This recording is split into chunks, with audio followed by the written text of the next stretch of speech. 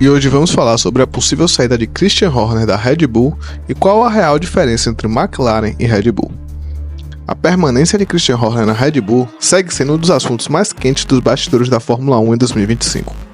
Depois de um início de temporada turbulento, desempenho decepcionante no RB21 e rumores cada vez mais fortes, surgem especulações sobre sua possível saída da equipe de Milton Keynes. Mas será que ele realmente está ameaçado? Ou estamos diante de mais uma tempestade em copo d'água? Desde 2024, quando Horner enfrentou acusações internas que depois foram arquivadas, a pressão em torno do chefe da Red Bull aumentou consideravelmente. Na época, o apoio da parte tailandesa da empresa foi fundamental para mantê-lo no comando. Mas agora, segundo a revista italiana Autosprint, esse mesmo apoio estaria começando a ruir, principalmente por causa da má fase da equipe. O RB21 decepciona. Verstappen ter reclamado publicamente e o Tsunoda ainda está se adaptando. As atualizações para o GP de Imola podem ser decisivas, ou salvam o carro ou agravam a crise técnica.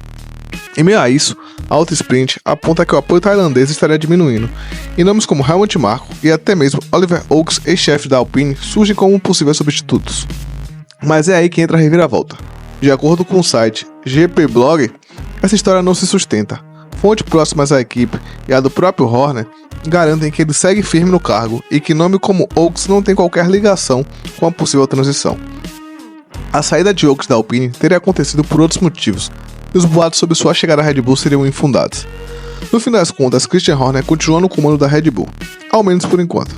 Os bastidores fervem, o desempenho do carro preocupa e os rumores não param, mas segundo as fontes mais próximas, não há nada confirmado sobre sua saída. E ao que tudo indica, Jos Verstappen ainda vai ter que esperar se quiser ver uma nova liderança na equipe.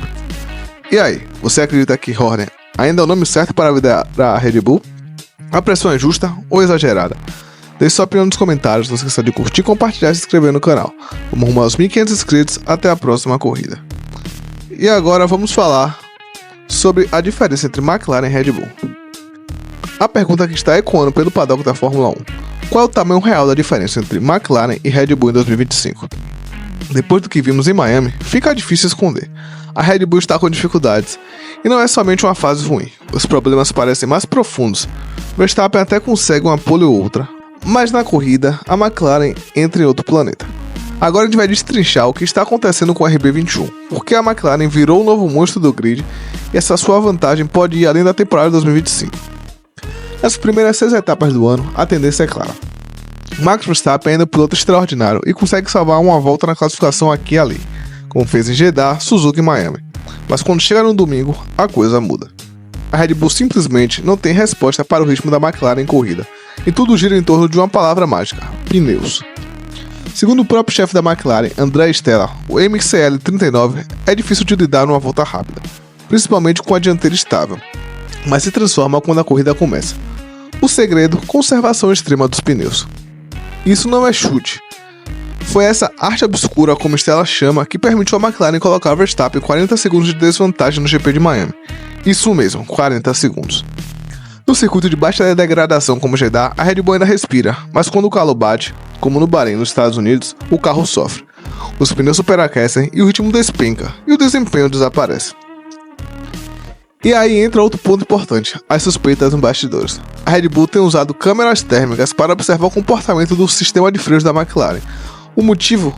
Marcas térmicas mostram que algumas áreas do tamanho do freio do carro laranja permanecem frias. Isso é devido à transferência de calor para os pneus, o que explicaria essa durabilidade absurda. A FIA já fez verificações pós-corrida, até agora não encontrou nenhuma irregularidade, o que significa que a McLaren está jogando limpo, e melhor do que todo mundo. Mesmo assim, Helmut Marko já falou abertamente: a diferença de ritmo entre Red Bull e McLaren pode estar chegando até 1 segundo por volta, em algumas condições. Em Fórmula 1, onde 3 décimos já fazem diferença, isso é quase uma eternidade. Além disso, com o teto de gastos e os olhos já voltados para 2026, não dá para esperar grandes revoluções no RB21. A Red Bull até trouxe atualizações em Miami, mas como o próprio Marko disse, elas fizeram menos do que o esperado. Mas e o futuro?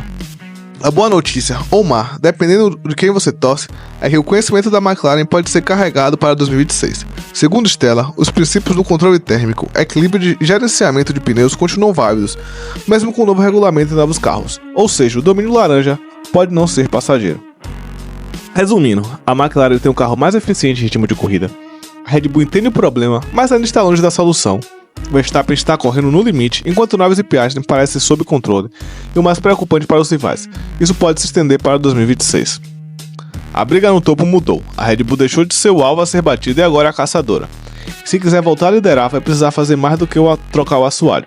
Vai ter que decifrar essa arte obscura que a McLaren domina como ninguém.